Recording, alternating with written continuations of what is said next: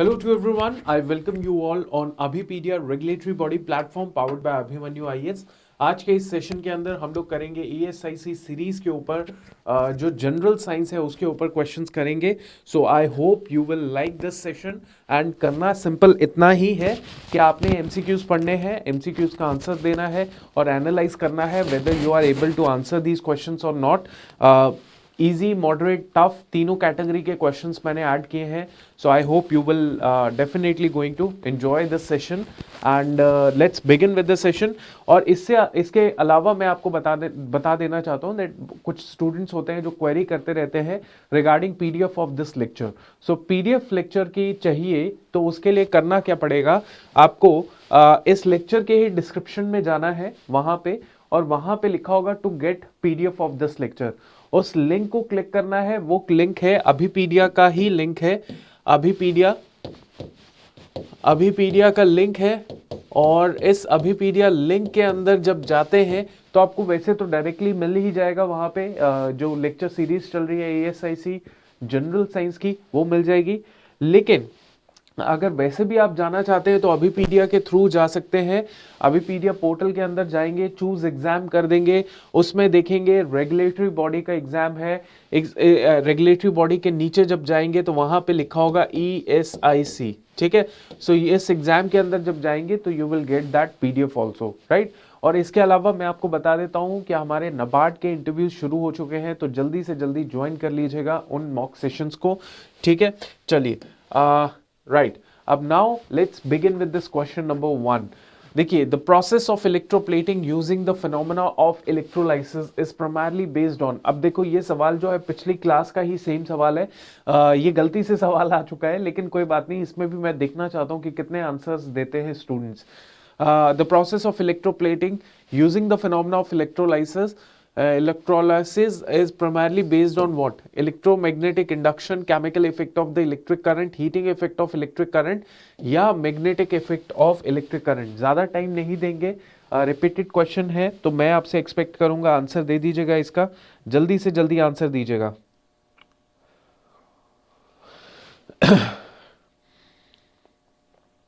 जी,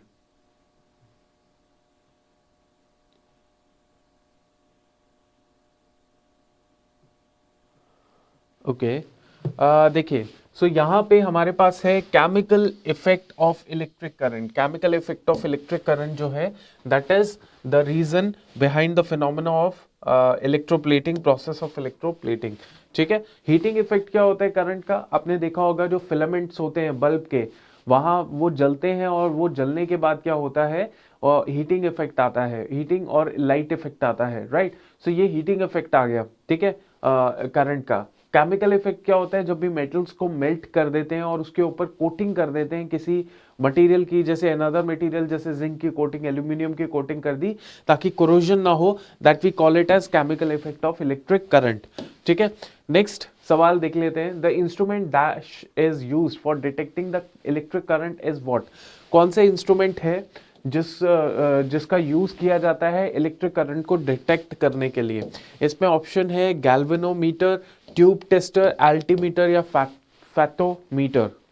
कौन सा फिनोमेना है, कौन सा इंस्ट्रूमेंट है that is used for detecting the electric current? ठीक है. Galvanometer, tube tester, altimeter, fathometer. जल्दी बताइएगा.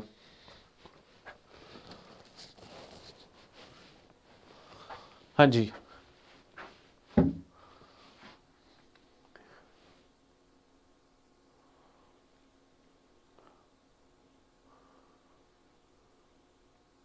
Okay, so answer is galvanometer. Answer क्या है? गैल्वेनोमीटर इसका आंसर है. इलेक्ट्रिक करंट को डिटेक्ट करने के लिए गैल्वेनोमीटर जो है उसका इस्तेमाल किया जाता है. सिंपल, बट सिंपल तो है, लेकिन बाकी इंस्ट्रूमेंट्स का पता है आपको किसके लिए काम आता है? Fathometer, altimeter. तो देख लेते हैं, बाकी इंस्ट्रूमेंट्स भी देख लेते हैं क्योंकि सवाल यहाँ से पूछे गए हैं. जैसे कि अल्टीमीटर हो गया. अल्टीमीटर किसके लिए काम आता है? It is used as a instrument used to measure the altitude of the object, कि एल्टीट्यूड कितना है किसी ऑब्जेक्ट का, उसको मेजर करने के लिए अल्टीमीटर. ट्यूब टेस्टर जो होता है that is used for what? It is used to test characteristics of vacuum tubes. जो वैक्यूम ट्यूब्स होता है उनमें क्या कैरेक्टरिस्टिक्स होते हैं उसको मेजर करने के लिए ट्यूब टेस्टर होता है। फैथोमीटर क्या होता है? फैथोमीटर मेजर करता है डेप्थ ऑफ द वाटर को। डेप्थ ऑफ द वाटर को मेजर करने के लिए फैथोमीटर होता है। अब मैं आपको एक चीज समझाता हूं, इसका डायरेक्ट क्वेश्चन आया हुआ है और ये सबसे कंफ्यूजिंग पॉइंट है कि यार गैल्वोमीटर जो होता है, गैल्वेनोमीटर जो होता है, that is used to measure the this what we call it as what we call electric current को डिटेक्ट करने के लिए। तो एम मीटर क्या होता है? एम मीटर भी तो वही होता है, बट एम मीटर में क्या होता है, काम तो ये दोनों सेम ही कर रहे हैं, लेकिन एम मीटर केवल शो करता है, it shows only the magnitude of the current. Understand this question कि एम मीटर क्या करता है। एम मीटर गैल्वेनोमीटर में डिफरेंस ये होता है कि एम मीटर केवल मैग्नीट्यूड ऑफ द करंट को शो करता है, बल्कि बट जो गैल्वेनोमीटर होता है वो दोनों प्रॉपर्टीज को शो करता है, एक डायरेक्शन को भी और दूसरा मैग्नीट्यूड ऑफ द करंट को भी। तो ये जो डिफरेंस है ना, ये डिफरेंस जरूर आप याद रखिएगा। Ammeter shows only one thing, that is magnitude of the current.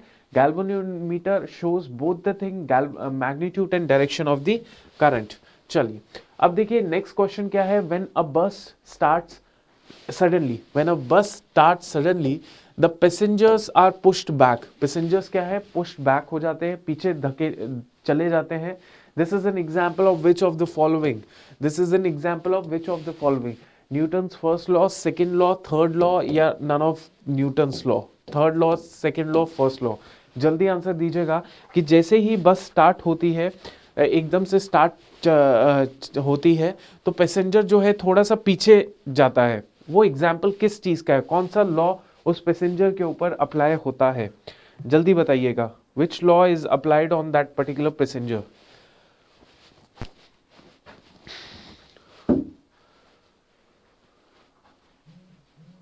हाँ जी, जल्दी बताइए, सिंपल क्वेश्चन है, I want answer from all of you. देखिए ऐसा है, Newton's first law is the correct answer. Newton's first law talks about the inertia के बारे में बताता है, inertia of rest, inertia of motion. तो ये बात करेंगे न्यूटन्स फर्स्ट लॉ के ऊपर, ठीक है। न्यूटन्स फर्स्ट लॉ है, देखिए न्यूटन्स का फर्स्ट लॉ यही कहता है कि जब भी एक बॉडी है जो रेस्ट के स्टेट में है, या फिर कोई बॉडी है जो मोशन की स्टेट में है। चलो पहले तो मैं एक्सप्लेनेशन आपको ये बता देता हूँ कि न्यूटन्स का फर्स्ट लॉ इसीलिए लगेगा क्योंकि एक बॉडी जो है, आप बस में बैठे हैं, बस एकदम से स्टार्ट हो रही है, आपको धक्का लग रहा है पीछे की तरफ। क्यों? क्योंकि आपकी जो बॉडी है वो रेस्ट में है, लेकिन जैसे ही बस स्टार्ट होती है तो आपकी जो लोअर बॉडी होती है वो मोशन में आ जाती है, और अपर बॉडी जो है वो अभी भी रेस्ट में है। इसीलिए नीचे वाली बॉडी मोशन में है, ऊपर वाली बॉडी रेस्ट में है, तो उससे क्या होगा, आपको जर्क फील होगा और आप फॉल बैकवर्ड हो जाएंगे। समझ आ गया? तो इतना आपको समझ आ गया कि इस तरीके से होता है कि आपके पैर जो है वो उसके साथ लगे हुए हैं, सरफेस ऑफ दी बस के साथ लगे हैं, तो इसीलिए वो मोशन में, तो आपका लोअर बॉडी भी मोशन में, ऊपर वाली बॉडी रेस्ट में रहती है, ठीक है। चलिए, तो इसमें क्या है ये तो आपको क्लियर हो गया। न्यूटन का फर्स्ट लॉ क्या कहता है? इसको हम लोग लॉ ऑफ इनर्शिया भी कहते हैं। इनर्शिया क्या होता है? इनर्शिया होता है basically it is the ability of the body. एक बॉडी की एक एबिलिटी होती है कि वो अपोज करती है चेंज को। जैसे फॉर एग्जांपल आप हम लोग जब सुबह 4 बजे 5 बजे उठने की बात आती है, तो हर इंसान जो होता है, जो कुछ लोगों को छोड़ के ज़्यादातर क्या होता है, हमारा इनर्शिया ज़्यादा होता है, इनर्शिया उठने का ज़्यादा होता है कि हम अपोज ज़्यादा करेंगे कि नहीं यार सुबह नहीं उठना। लेकिन अगर वही 9 7 6 8 9 बजे वाली बात होएगी सुबह की, तो इनर्शिया कम हो जाएगा, है ना। समझ आ रहा है कि इस तरीके से मैं आपको एक्सप्लेन कर रहा हूं कि इट इज बेसिकली एक एबिलिटी होती है बॉडी की कि वो कितना अपोज करेगी चेंज को। अब हाथी है, हाथी को आपको ज्यादा वो अपोज ज्यादा करेगा, वो ज्यादा इनर्शिया लगाएगा चेंज करने के लिए कोई भी जगह को, right. According to the Newton's first law, क्या कहता है न्यूटन फर्स्ट लॉ? एक ऑब्जेक्ट जो होता है वो रेस्ट में रहता है, या एक ऑब्जेक्ट है वो मोशन में ही रहेगा जब तक कि कोई एक्सटर्नल फोर्स जो है उसके ऊपर नहीं लगती, जब तक कि कोई एक्सटर्नल फोर्स उसके ऊपर नहीं लगती। अंडरस्टैंड? ठीक है। सो इसका आप ध्यान दीजिएगा कि एक्सटर्नल फोर्स जब तक नहीं लगेगी तब तक वो बॉडी वैसी ही रहेगी। इनर्शिया ऑफ रेस्ट क्या होता है? इनर्शिया ऑफ रेस्ट मतलब एक बॉडी है जो रेस्ट पे है, वो रेस्ट पे ही रहेगी जब तक एक्सटर्नल फोर्स उसको मूव नहीं कराती। मोशन, मोशन में मतलब एक बॉडी है जो यूनिफॉर्म मोशन में चलती जा रही है, जब तक कि कोई एक्सटर्नल फोर्स उसको स्टॉप नहीं करती तब तक इस तरीके से रहेगा। ठीक है, अब देखिए, when we heat floating ice, when the heat floating ice in a pot after converting into the water, the level of water will, देखिए इसमें सिंपल बोला गया है कि जब आपके पास जो है पानी का एक ग्लास है, उसमें आपने आइस डाल दी, और आइस डालने के बाद क्या होगा, वो अगर आइस जो है वो हो जाती है, मतलब कन्वर्ट होकर वाटर में तब्दील हो जाती है, तो लेवल ऑफ वाटर जो होगा वो इंक्रीज होगा, डिक्रीज होगा, रिमेन द सेम, या फिर इंक्रीज देन डिक्रीज, है ना। तो शायद आपको सवाल पता लग गया होगा कि क्या पूछ रहा हूं मैं, कि एक पानी का ग्लास है, उसमें आपने आइस डाल दिया, आइस डालने के बाद वो जो पिघलेगी आइस, तो उससे क्या होगा, level of water increases, decreases, remains the same. जल्दी बताइएगा।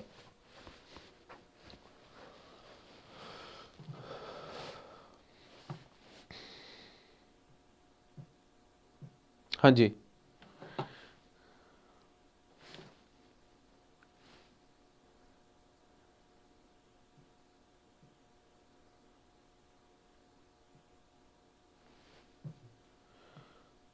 हाँ जी, इट विल इंक्रीज, डिक्रीज, या remains the same.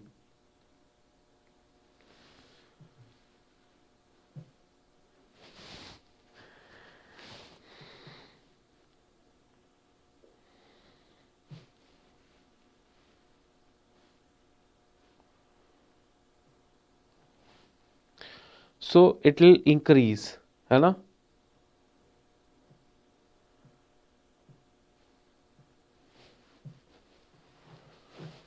Okay, so it will decrease, increase, no, no, remains the same.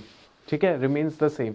क्यों? क्योंकि देखिए होता क्या है कि जब ऑब्वियसली जो डेंसिटी ऑफ आइस है वो लेस है देन दैट ऑफ वाटर, इसीलिए वो फ्लोट कर रही है। ठीक है, अब जैसे ही आइस मेल्ट हो गई, वो पानी में तब्दील होगी। अब जितना वो पानी में तब्दील हो रहा है, उसका जो वॉल्यूम है वाटर का, वो एग्जैक्टली सेम वॉल्यूम है जितना उसने डिस्प्लेस किया होगा।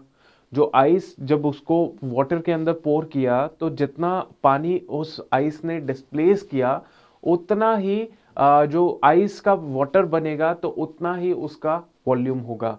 तो इसीलिए क्या है, जब वॉल्यूम ही सेम है दोनों का, जितना डिस्प्लेस हुआ है, जितना उसने डिस्प्लेस किया है, उतना ही पानी उसमें ऐड ऑन हो रहा है, वॉल्यूम सिमिलर है, तो उसमें कोई चेंज आएगा नहीं। Option 3 is correct. ये प्रिंसिपल कौन सा, आर्किमिडीज प्रिंसिपल भी है, राइट। तो इतना आप याद रखिएगा। डेंसिटी क्या होती है, एक दो पॉइंट्स में आपको बता देता हूं। It is basically mass per unit volume is called density of a material, that is mass per unit volume जो है डेंसिटी है। Density is a scalar quantity. Density क्या है, स्केलर क्वांटिटी है। A ball balanced on the vertical rod is an example of what. एक ball है जो balanced है वर्टिकल रॉड के ऊपर, वो एग्जाम्पल किसका है? इज इट स्टेबल इक्विलिब्रियम का, is it unstable equilibrium, is it neutral equilibrium, या परफेक्ट इक्विलिब्रियम? ठीक है, एक बॉल है जो बैलेंस्ड है on the vertical rod is an example of stable equilibrium, unstable, neutral, या परफेक्ट इक्विलिब्रियम। जल्दी बताइएगा क्या आंसर होना चाहिए इसका, what should be the correct answer.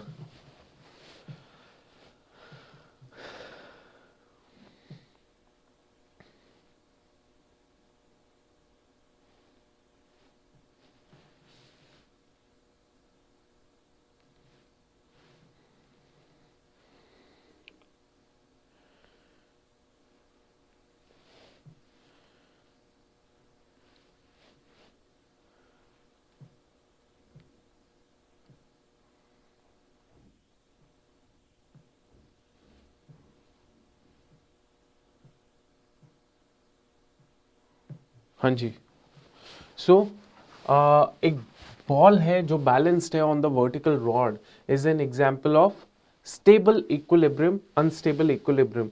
सो यहाँ पे आंसर है अनस्टेबल इक्विलिब्रियम।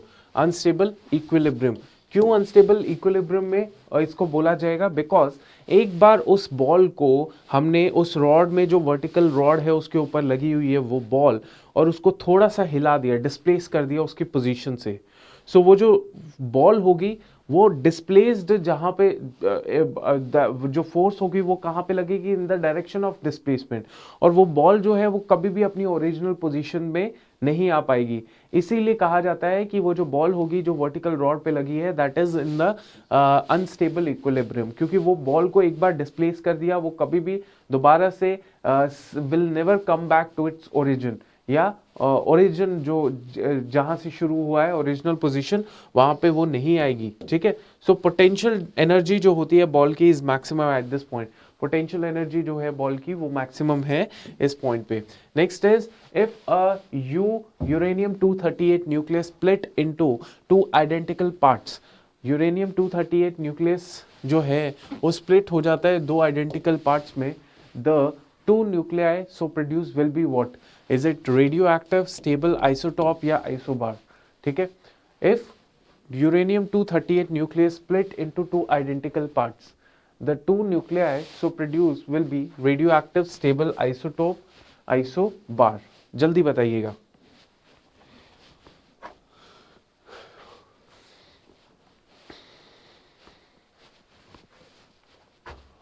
हाँ जी,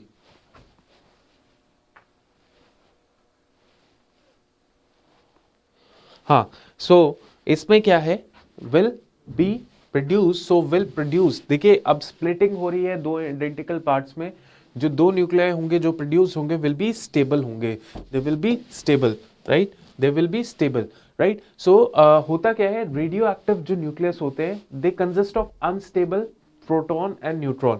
जो रेडियो एक्टिव न्यूक्लियस होते हैं they consist of unstable protons and neutrons. देखिए अब देखो, आप ये बोलोगे सर प्रोटॉन न्यूट्रॉन का मतलब नहीं समझ आता है, रेडियो एक्टिविटी का मतलब नहीं समझ आता है, मैं जितना कोशिश होता है मैं बता देता हूँ, लेकिन आपको बेसिक नॉलेज होनी चाहिए इन क्वेश्चंस को सॉल्व करने के लिए।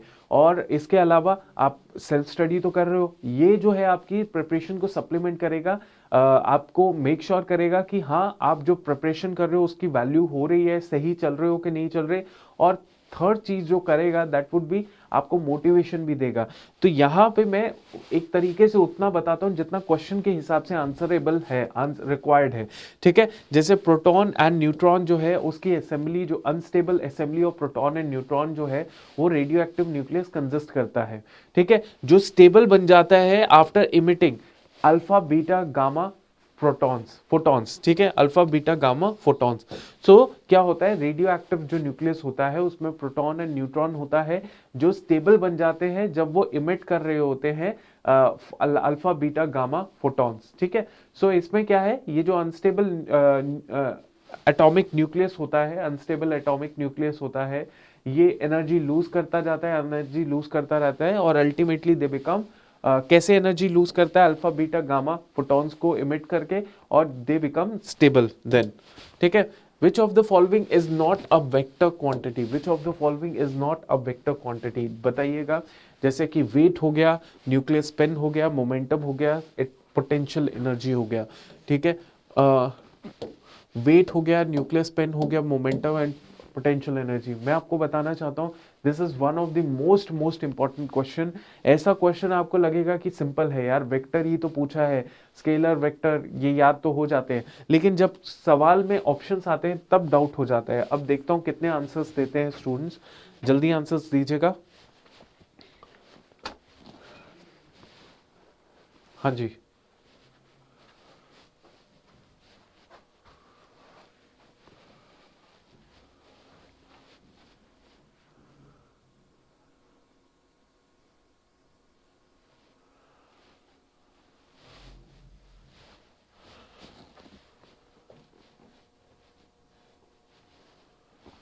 हाँ जी, so you have 5 seconds more, and ताकि हर कोई आंसर दे दे सोच के, कोई रह ना जाए।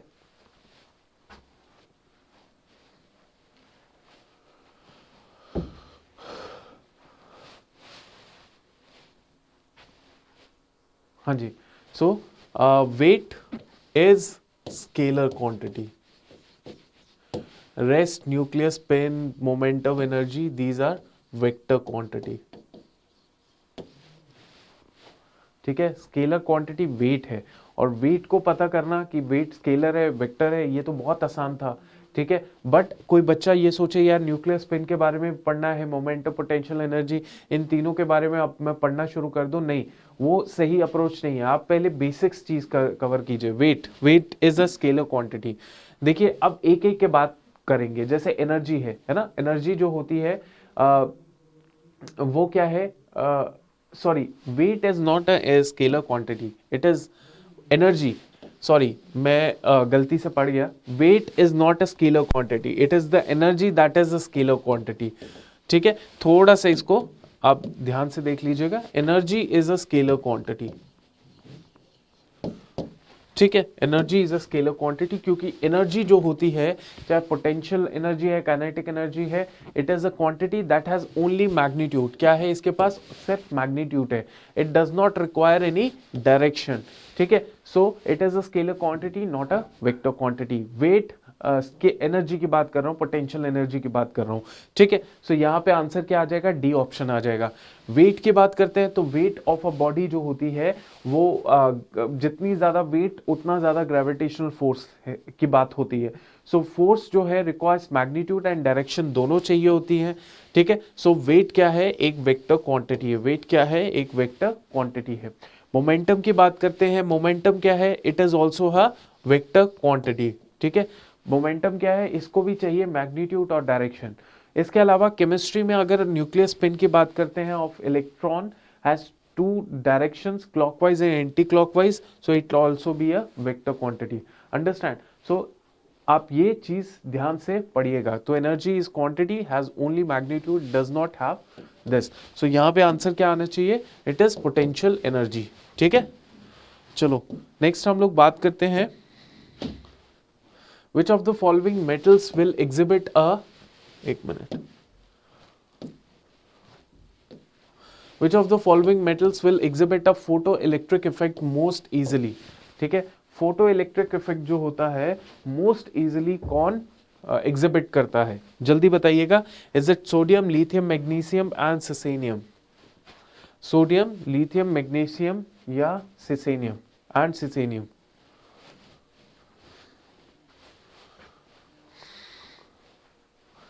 जल्दी बताइए कि कौन सा मेटल है जो एग्जिबिट करता है photoelectric effect most easily.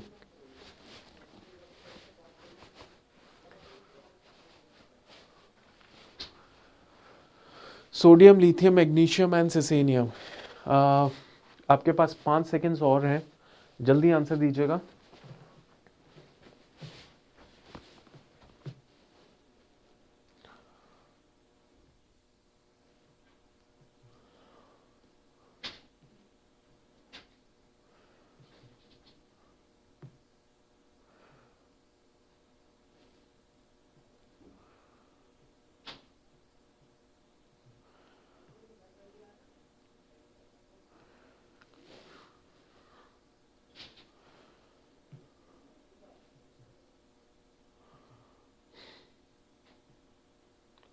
हाँ जी, जल्दी बताइएगा।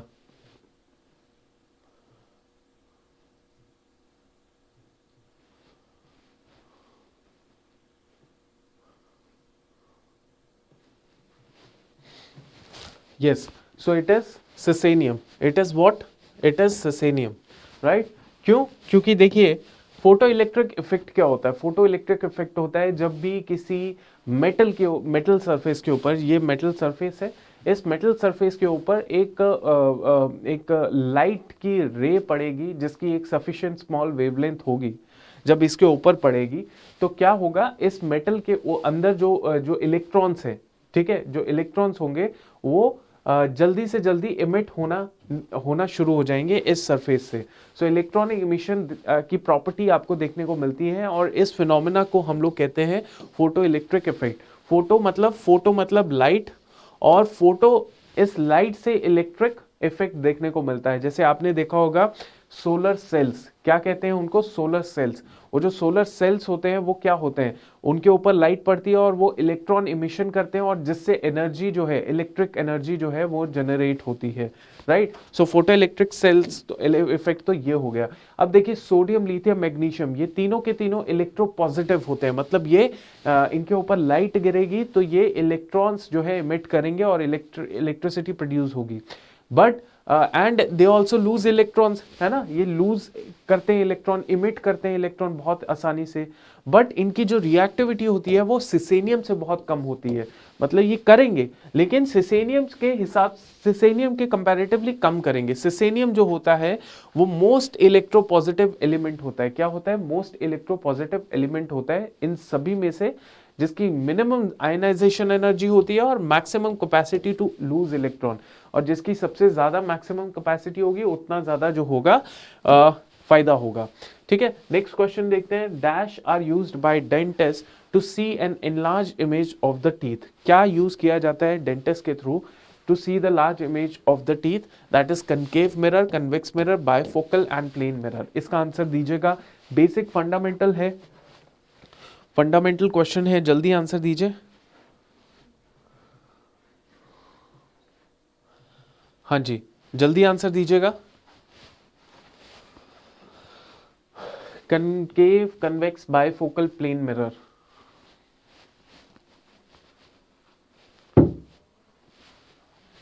सो आंसर क्या है? डेंटिस्ट कौन सा यूज करते हैं mirrors? Dentist use concave mirrors to see an large image of the teeth, that is concave mirror. They use concave mirror. ठीक है, concave mirrors are spherical mirror in which reflecting surface जो होता है curved inward, that means इस तरीके से उनका surface होता है, कर्व्ड इनवर्ड होता है। ठीक है, कन्वेक्स मिरर जो होते हैं वो इस तरीके से होते हैं, आउटवर्ड होता है उनका। ठीक है, इस तरीके से ये रिफ्लेक्टिंग सरफेस होता है। ठीक है, इस तरीके से। कनकेव मिरर का इस तरीके से होता है, right.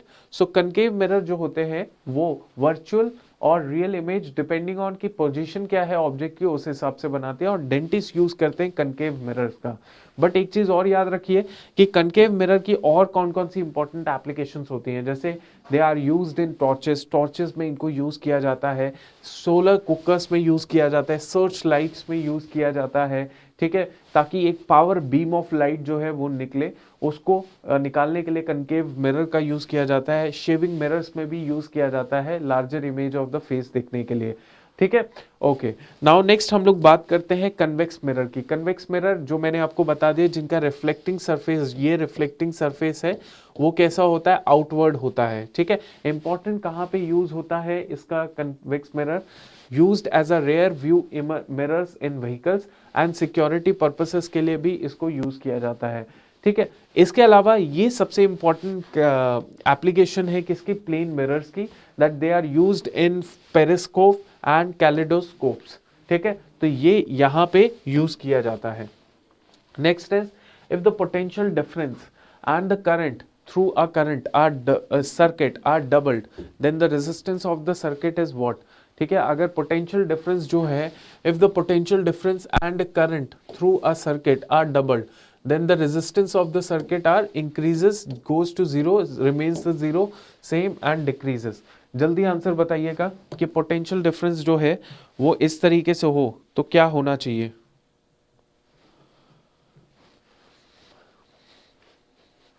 If the potential difference and current through the circuit are doubled, ठीक है, रेजिस्टेंस जो है सर्किट का वो क्या हो जाएगा? Increase, remain the same, goes to zero, या फिर डिक्रीजेस। सो यहाँ पे जो बात कर रहे हैं, it remains the same, it will remain the same.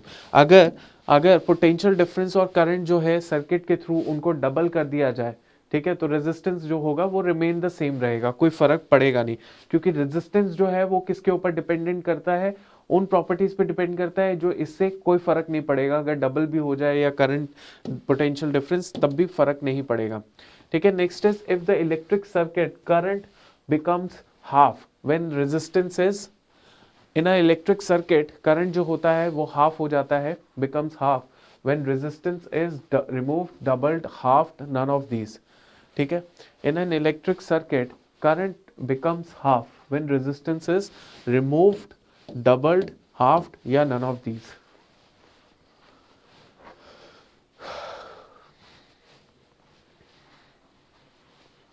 जल्दी बताइएगा।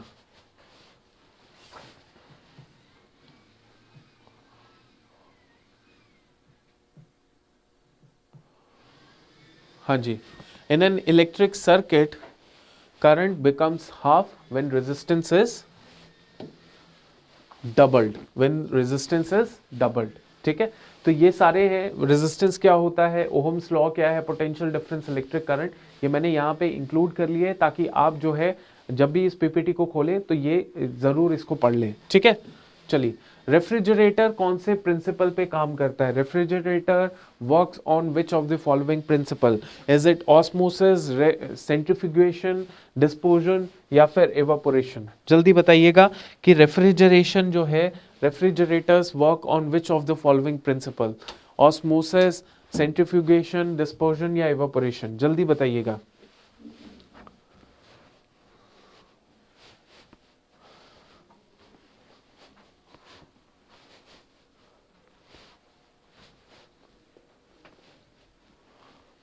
हाँ जी, it works on evaporation, it works on principle of evaporation। ठीक है, it works on principle of evaporation। ठीक है, चलिए नेक्स्ट क्वेश्चन है। अब ये क्वेश्चन जबरदस्त है। The door of the running refrigerator, ठीक है, रेफ्रिजरेटर का डोर जो है वो खुला हो जाए इनसाइड द रूम एंड छोड़ दिया जाए उसको। ठीक है, रूम के अंदर रेफ्रिजरेटर, चलता हुआ रेफ्रिजरेटर का डोर जो है वो खोल दिया जाए, तो क्या स्टेटमेंट इसमें से सही होगी? जो रूम है, the room will be cooled slightly, room will be warmed up gradually, temperature of the room will remain unaffected and none of these. ठीक है, तो ये तो बिल्कुल कई बार हमसे होता भी है, ये फ्रिज का दरवाज़ा खोल देते हैं, खुला छोड़ के आ जाते हैं हम लोग, तो उससे क्या हो सकता है? उससे क्या हो सकता है? क्या रूम जो है वो धीरे धीरे ठंडा हो जाएगा या रूम जो है गर्म हो जाएगा? इस तरीके से सारी चीज़ें हैं। तो आप जल्दी से जल्दी इसका आंसर दीजिएगा, क्या आपको लगता है? You have 10 seconds, this is our last question.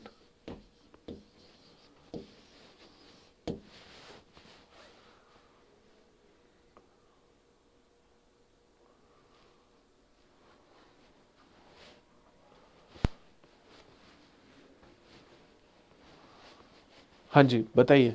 So room जो है वो धीरे धीरे गर्म होना शुरू हो जाएगा, room will be warmed up gradually. अब देखिए इसमें पूरा प्रोसेस है रेफ्रिजरेटर्स का, कैसे वो काम करते हैं, क्या है क्या नहीं है, वो उतना डिटेल में हमारे काम का नहीं है। बट हाँ, एमसीक्यूज में इस तरीके से पूछा जा सकता है कि रेफ्रिजरेटर जो है किस प्रिंसिपल पे काम करता है? इवेपोरेशन पे। रेफ्रिजरेटर का दरवाजा खुला छोड़ देंगे तो गर्म हो जाएगा, धीरे धीरे गर्म होता जाएगा। ठीक है, सो इस तरीके से आपने याद रखना है। ठीक है, सो इस लेक्चर की पीडीएफ जो है डिस्क्रिप्शन में मिल जाएगा। कोई डाउट दिक्कत होएगी कमेंट में कर दीजिएगा अपना question, and I hope to see you next time, and make sure that you like this session because effort लगते हैं सारी चीज़ें करने के लिए। और थैंक यू।